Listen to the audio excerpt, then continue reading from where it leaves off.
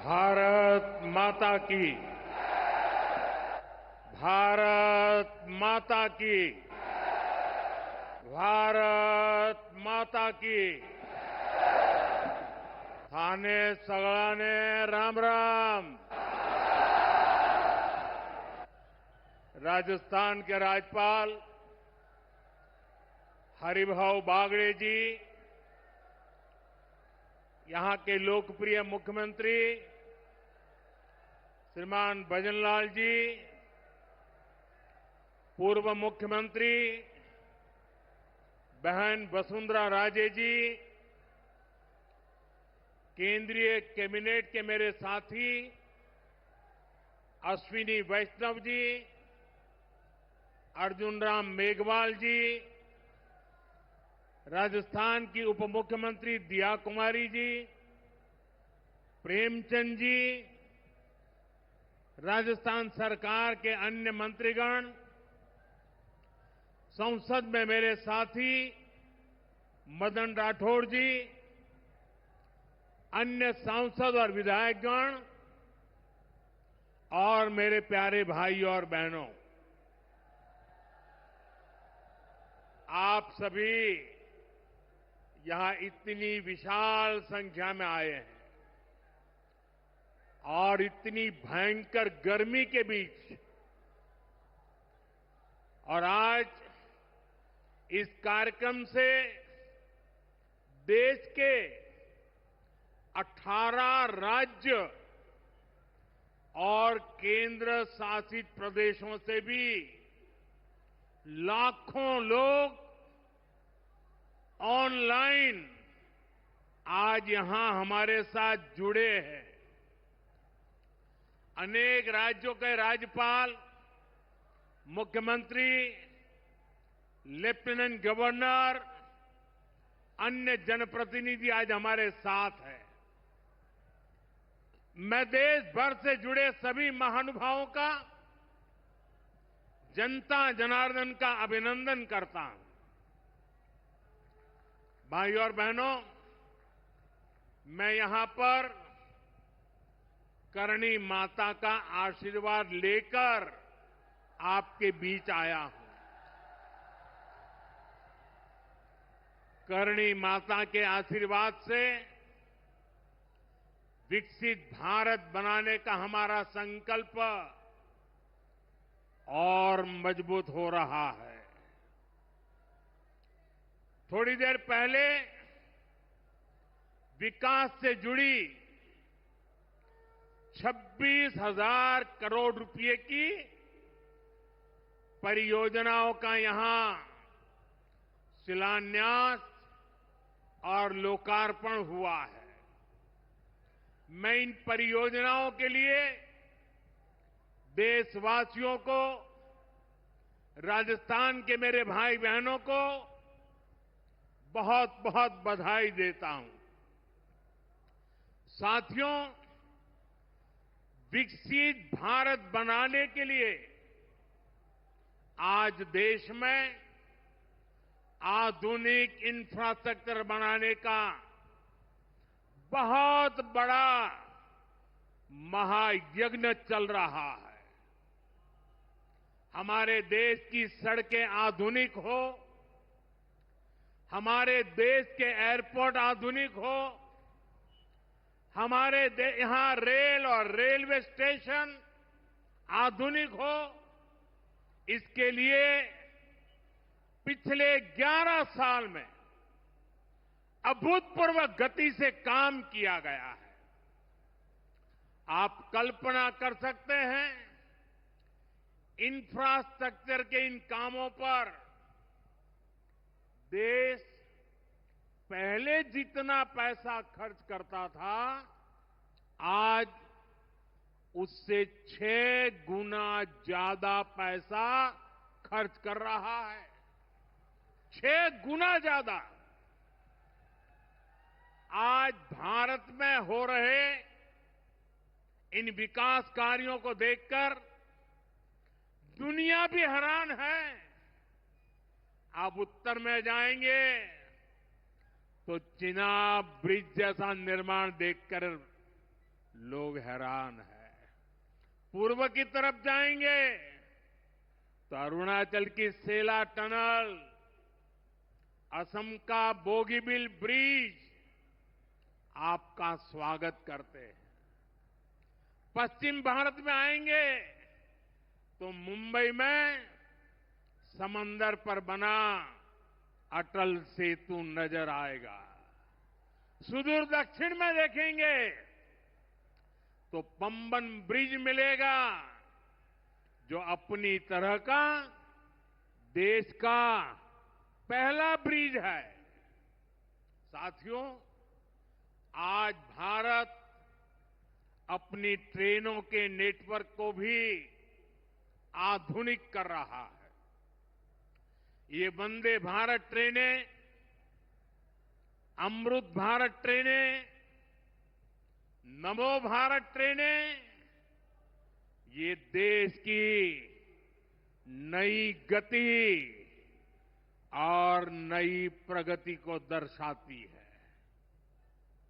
अभी देश में करीब 70 रूट पर वंदे भारत ट्रेनें चल रही है। इससे दूर सुदूर के इलाकों में भी आधुनिक रेल पहुंची है। बीते 11 साल में सैकड़ों रोड ओवरब्रिज और रोड अंडरब्रिज का निर्माण किया गया है। 34,000 किलोमीटर से ज्यादा के नए रेल ट्रैक बिछाए गए हैं। अब ब्रॉडगेज लाइनों पर मानव रहित क्रॉसिंग, वो बात इतिहास बन चुकी है, खत्म हो चुकी है। हम मालगाड़ियों के लिए अलग से स्पेशल पटरियां, डेडिकेटेड फ्रेट कॉरिडोर का काम भी तेजी से पूरा कर रहे हैं। देश के पहले बुलेट ट्रेन प्रोजेक्ट पर काम चल रहा है और इन सबके साथ ही हम एक साथ देश के करीब 1300 से अधिक रेलवे स्टेशनों को भी आधुनिक बना रहे हैं। साथियों, आधुनिक हो रहे इन रेलवे स्टेशनों को देश ने अमृत भारत स्टेशन का नाम दिया है। आज इनमें से 100 से अधिक अमृत भारत स्टेशन बनकर के तैयार हो गए हैं। सोशल मीडिया पर भी लोग देख रहे हैं कि इन रेलवे स्टेशनों का पहले क्या हाल था और अब कैसे इनकी तस्वीर बदल गई है। साथियों, विकास भी, विरासत भी, इस मंत्र का इन अमृत भारत रेलवे स्टेशनों पर उसका नजारा साफ साफ दिखाई देता है। ये स्थानीय कला और संस्कृति के भी नए प्रतीक है। जैसे राजस्थान के मांडलगढ़ रेलवे स्टेशन पर महान राजस्थानी कला संस्कृति के दर्शन होंगी। बिहार के थावे स्टेशन पर मां थावे वाली के पावन मंदिर और मधुबनी चित्रकला को दर्शाया गया है। मध्य प्रदेश के ओरछा रेलवे स्टेशन पर आपको भगवान राम की आभा का एहसास होगा। श्रीरंगम स्टेशन का डिजाइन भगवान श्री रंगनाथ स्वामी जी के मंदिर से प्रेरित है।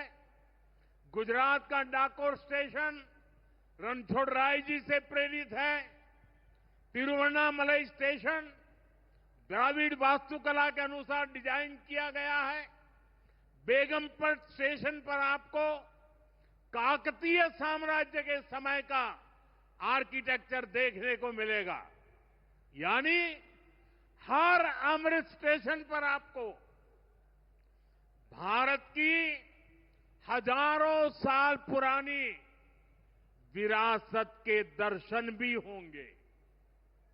ये स्टेशन हर राज्य में टूरिज्म को भी बढ़ावा देने के माध्यम बनेंगे, नौजवानों को रोजगार के नए मौके देंगे और मैं उन शहर के नागरिकों को रेलवे में यात्रा करने वाले पैसेंजर से प्रार्थना करूंगा, ये सारी संपत्ति के मालिक आप हैं।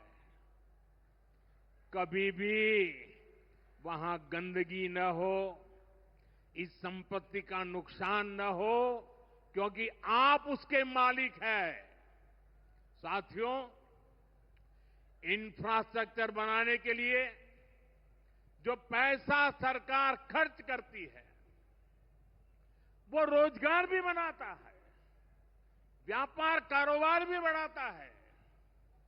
जो हजारों करोड़ रुपए सरकार लगा रही है, ये पैसा मजदूर की जेब में जा रहा है, ये दुकानदार को मिल रहा है, दुकान और फैक्ट्री में काम करने वाले लोगों को मिल रहा है। रेत, बजरी, सीमेंट, ये सारी चीजें ढोने वाले ट्रक, टेम्पो चलाने वालों को भी इससे फायदा होता है। और जब ये इंफ्रास्ट्रक्चर बनकर तैयार हो जाता है, तो फिर अनेक गुना और फायदे होते हैं।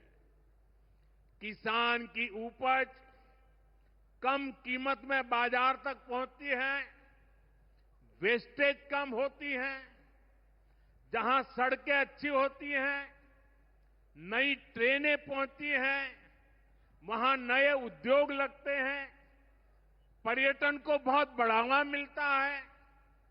यानी इंफ्रास्ट्रक्चर पर लगने वाले पैसे से हर परिवार का, खास तौर पर हमारे नौजवानों का सबसे अधिक फायदा होता है। साथियों, इंफ्रास्ट्रक्चर पर जो काम हो रहा है, उसका हमारे राजस्थान को भी बड़ा लाभ मिल रहा है। आज राजस्थान के गांव-गांव में अच्छी सड़कें बन रही हैं, बॉर्डर के इलाकों में भी शानदार सड़कें बन रही हैं। इसके लिए बीते 11 साल में अकेले राजस्थान में करीब 70,000 करोड़ रुपए खर्च किए गए हैं। राजस्थान में रेलवे के विकास के लिए भी केंद्र सरकार इस साल करीब 10,000 करोड़ रुपए खर्च करने जा रही है। ये 2014 से पहले की तुलना में 15 गुना अधिक है। अभी थोड़ी देर पहले ही यहां से मुंबई के लिए एक नई ट्रेन को हरी झंडी दिखाई गई है। आज ही कई इलाकों में स्वास्थ्य, जल और बिजली से जुड़ी योजनाओं का शिलान्यास और लोकार्पण हुआ है। इन सारे प्रयासों का लक्ष्य है हमारे राजस्थान के शहर हो या गांव तेजी से उन्नति की ओर बढ़ सके। राजस्थान के युवाओं को उनके शहर में ही अच्छे अवसर मिल सके। साथियों, राजस्थान के औद्योगिक विकास के लिए भी डबल इंजन सरकार तेजी से काम कर रही है। अलग अलग सेक्टर्स के लिए यहां भजनलाल जी की सरकार ने नई औद्योगिक नीतियां जारी की है। बीकानेर को भी इन नई नीतियों का लाभ मिलेगा। और आप तो जानते हैं, जब बीकानेर की बात आती है तो बीकानेरी भुजिया का स्वाद,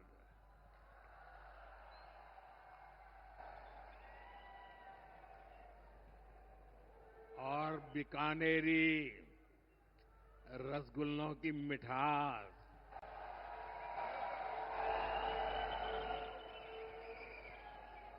विश्व भर में अपनी पहचान बनाएगी भी और बढ़ाएगी भी। राजस्थान की रिफाइनरी का काम भी अंतिम चरण में है। इससे राजस्थान पेट्रोलियम आधारित उद्योगों का प्रमुख हब बनेगा। अमृतसर से जामनगर तक जो 6 लेन का इकोनॉमिक कॉरिडोर बन रहा है, वो राजस्थान में श्रीगंगानगर, हनुमानगढ़, बीकानेर, जोधपुर, बाड़मेर और जालोर से गुजर रहा है। दिल्ली मुंबई एक्सप्रेसवे का काम भी राजस्थान में लगभग पूरा हो गया है। कनेक्टिविटी का ये अभियान राजस्थान में औद्योगिक विकास को नई ऊंचाई पर ले जाएगा। साथियों, राजस्थान में पीएम सूर्यघर मुफ्त बिजली योजना भी तेजी से आगे बढ़ रही है। इस योजना से राजस्थान के 40,000 से ज्यादा लोग जुड़ चुके हैं। इससे लोगों का बिजली बिल 0 हुआ है और लोगों को सोलर बिजली पैदा करके कमाई का नया रास्ता भी मिला है। आज यहां बिजली से जुड़े कई प्रोजेक्ट का शिलान्यास और लोकार्पण हुआ है। इनसे भी राजस्थान को और ज्यादा बिजली मिलेगी। बिजली का बढ़ता उत्पादन भी राजस्थान में औद्योगिक विकास को नई गति दे रहा है। साथियों, राजस्थान की ये भूमि रेत के मैदान में हरियाली लाने वाले महाराजा गंगा सिंह जी की भूमि है। हमारे लिए पानी का क्या महत्व है, यह इस क्षेत्र से बेहतर भला कौन जानता है। हमारे बीकानेर, श्रीगंगानगर, हनुमानगढ़, पश्चिम राजस्थान के ऐसे अनेक क्षेत्रों के विकास में पानी का बहुत बड़ा महत्व है। इसलिए एक तरफ हम सिंचाई परियोजनाओं को पूरा कर रहे हैं और साथ ही नदियों को जोड़ रहे हैं। पार्वती, काली सिंध, चंबल लिंक परियोजना से राजस्थान के अनेक जिलों को लाभ होगा।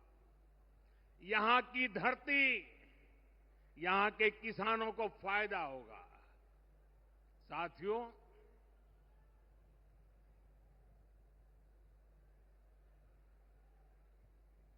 राजस्थान की ये वीर धरा हमें सिखाती है कि देश और देशवासियों से बड़ा और कुछ नहीं।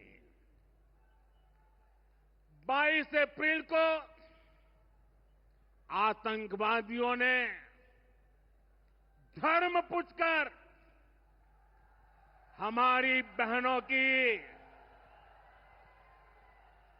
मांग का सिंदूर उजाड़ दिया था।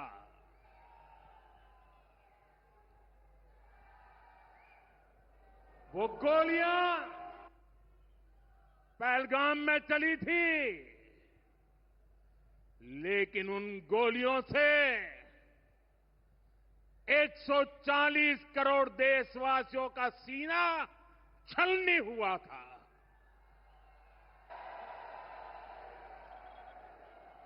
इसके बाद हर देशवासी ने एकजुट होकर संकल्प लिया था कि आतंकवादियों को मिट्टी में मिला देंगे, उन्हें कल्पना से भी बड़ी सजा देंगे।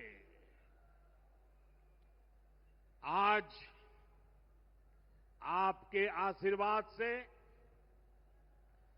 देश की सेना के शौर्य से हम सब उस प्रण पर खरे उतरे हैं।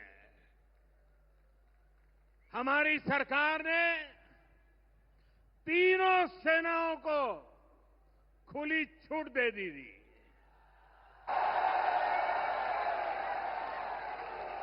और तीनों सेनाओं ने मिलकर ऐसा चक्रव्यूह रचा कि पाकिस्तान को घुटने टेकने के लिए मजबूर कर दिया।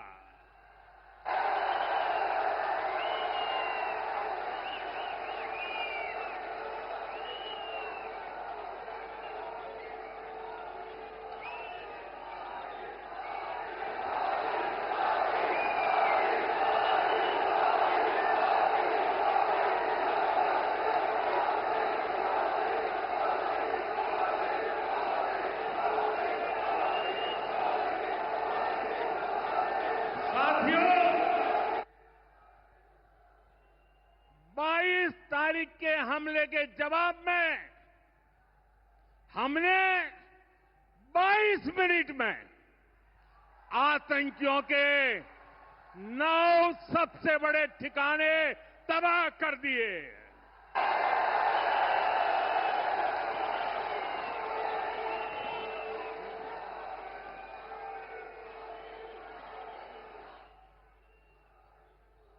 दुनिया ने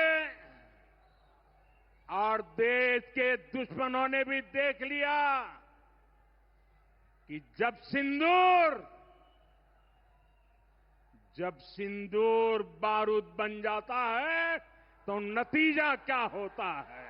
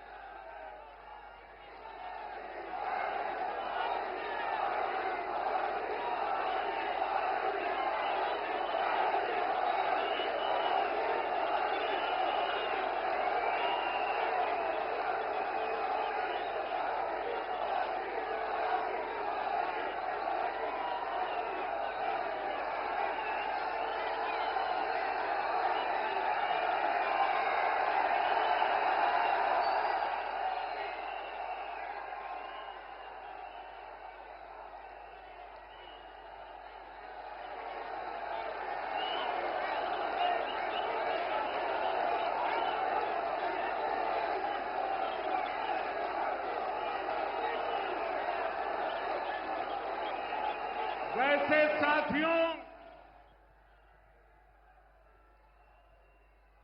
ये संयोग ही है 5 साल पहले जब बालाकोट में देश ने एयर स्ट्राइक की थी, उसके बाद मेरी पहली जनसभा राजस्थान में ही सीमा पर हुई थी।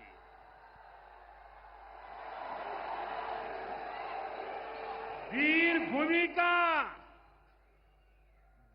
भूमि का ही ये तप है कि ऐसा संयोग बन जाता है। अब इस बार जब ऑपरेशन सिंदूर हुआ तो उसके बाद मेरी पहली जनसभा फिर यहां वीरभूमि राजस्थान की सीमा पर बीकानेर में आप सभी के बीच हो रही है।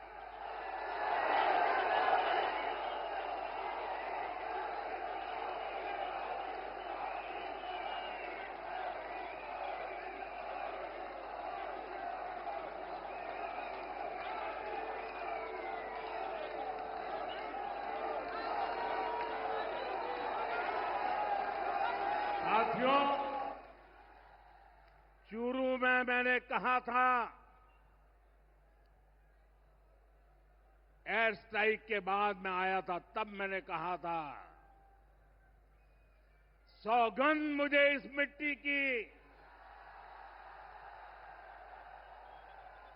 मैं देश नहीं मिटने दूंगा, मैं देश नहीं झुकने दूंगा।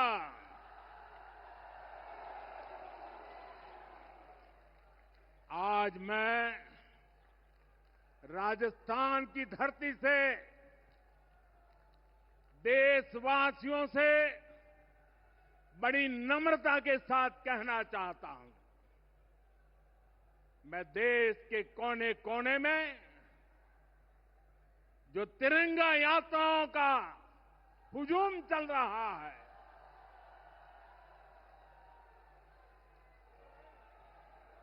मैं देशवासियों से कहता हूं,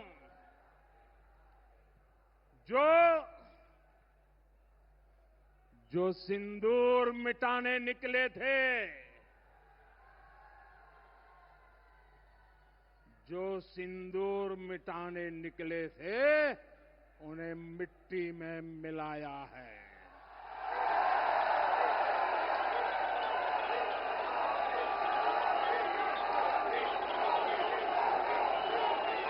जो हिंदुस्तान का लहू बहाते थे,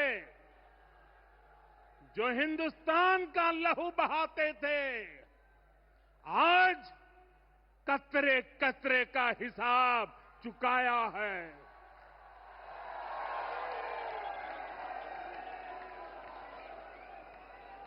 जो सोचते थे भारत चुप रहेगा, आज वो घरों में डूब डूब के पड़े हैं।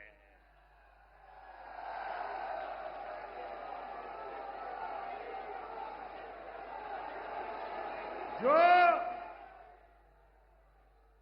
अपने हथियारों पर घमंड करते थे, जो अपने हथियारों पर घमंड करते थे, आज वो मलबे के ढेर में दबे हुए हैं।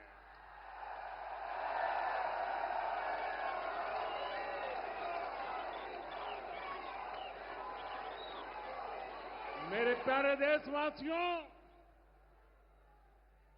ये शोध प्रतिशोध का खेल नहीं, ये शोध प्रतिशोध का खेल नहीं, ये न्याय का नया स्वरूप है।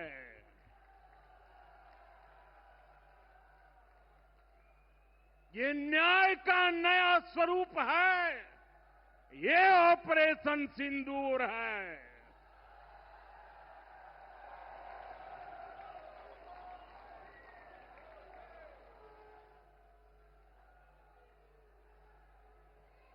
ये सिर्फ आक्रोश नहीं है, ये सिर्फ आक्रोश नहीं है, ये समर्थ भारत का रौद्र रूप है।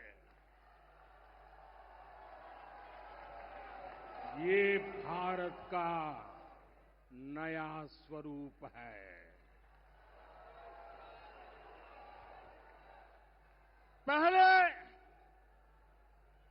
पहले घर में घुसकर किया था वार, पहले घर में घुसकर किया था वार, अब सीधा सीने पर किया प्रहार है।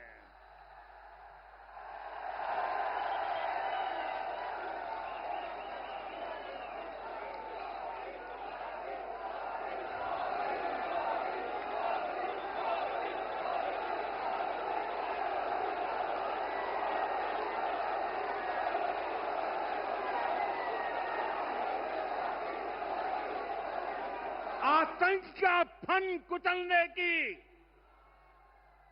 आतंक का फन कुचलने की यही नीति है, यही रीति है, यही भारत है, नया भारत है। बोले भारत माता की, भारत माता की, भारत माता की। साथियों, ऑपरेशन सिंदूर ने आतंकवाद से निपटने के 3 सूत्र तय कर दिए हैं। पहला, भारत पर आतंकी हमला हुआ तो करारा जवाब मिलेगा। समय हमारी सेनाएं तय करेगी, तरीका भी हमारी सेनाएं तय करेगी और शर्तें भी हमारी होगी। दूसरा, एटम बम की गीदड़ बप्तियों से भारत डरने वाला नहीं है। और तीसरा, हम आतंक के आकाओं और आतंकी सरपरस्त सरकार को अलग अलग नहीं देखेंगे, उन्हें अलग अलग नहीं देखेंगे, उन्हें एक ही मानेंगे। पाकिस्तान का ये स्टेट और नॉन स्टेट एक्टर वाला खेल अब नहीं चलेगा। आपने देखा होगा, पूरी दुनिया में पाकिस्तान की पोल खोलने के लिए हमारे देश के 7 अलग अलग प्रतिनिधिमंडल पूरे विश्व भर में पहुंच रहे हैं। और इसमें देश के सभी राजनीतिक दलों के लोग हैं, विदेश नीति के जानकार हैं, गणमान्य नागरिक हैं। अब पाकिस्तान का असली चेहरा पूरी दुनिया को दिखाया जाएगा। साथियों, पाकिस्तान भारत से कभी सीधी लड़ाई जीत ही नहीं सकता। जब भी सीधी लड़ाई होती है तो बार बार पाकिस्तान को मुंह की खानी पड़ती है। इसलिए पाकिस्तान ने आतंकवाद को भारत के खिलाफ लड़ाई का हथियार बनाया है। आजादी के बाद पिछले कई दशकों से यही चला आ रहा था। पाकिस्तान आतंक फैलाता था, निर्दोष लोगों की हत्याएं करता था, भारत में डर का माहौल बनाता था। लेकिन पाकिस्तान एक बात भूल गया,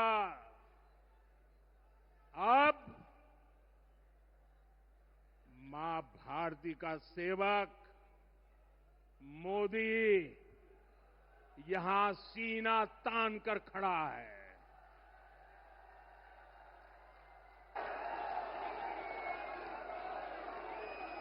मोदी का दिमाग ठंडा है, ठंडा रहता है,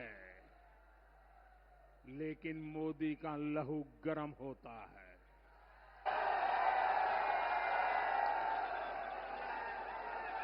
और अब तो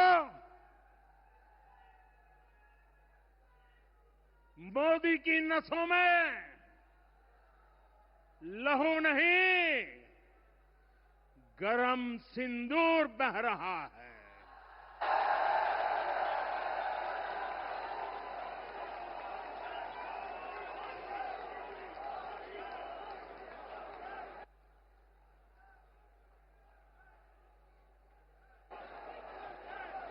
अब भारत ने दो टूक साफ कर दिया है। हर आतंकी हमले की पाकिस्तान को भारी कीमत चुकानी पड़ेगी और ये कीमत पाकिस्तान की सेना चुकाएगी, पाकिस्तान की अर्थव्यवस्था चुकाएगी। साथियों, जब मैं दिल्ली से यहां आया तो बीकानेर के नाल एयरपोर्ट पर उतरा। पाकिस्तान ने इस एयरबेस को भी निशाना बनाने की कोशिश की थी, लेकिन वो इस एयरबेस को रत्ती भर भी नुकसान नहीं पहुंचा पाया। और वहीं यहां से कुछ ही दूर सीमा पार पाकिस्तान का रहीम यार खान एयरबेस है। पता नहीं आगे कब खुलेगा। आईसीयू में पड़ा है। भारत की सेना के अचूक प्रहार ने इस एयरबेस को तहस नहस कर दिया है।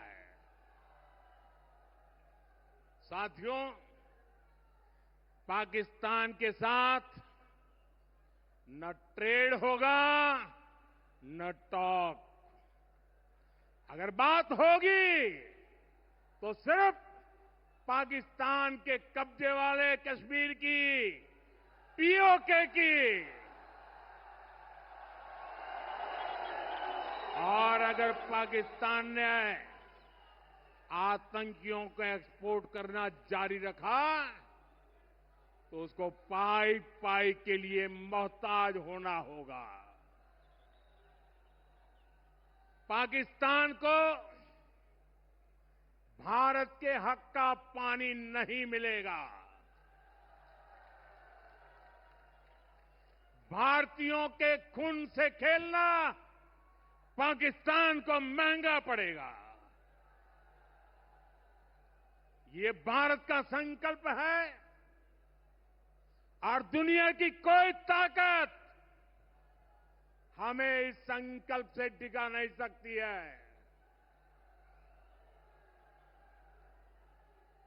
भाइयों और बहनों, विकसित भारत के निर्माण के लिए सुरक्षा और समृद्धि दोनों जरूरी है। ये तभी संभव है जब भारत का कोना कोना मजबूत होगा। आज का ये कार्यक्रम भारत के संतुलित विकास का, भारत के तेज विकास का उत्तम उदाहरण है। मैं एक बार फिर इस वीर धरा से सभी देशवासियों को बधाई देता हूं। मेरे साथ बोलिए, दोनों मुट्ठी बंद करके पूरी ताकत से बोलिए, भारत माता की, भारत माता की, भारत माता की। वंदे वंदे वंदे वंदे वंदे वंदे वंदे वंदे वंदे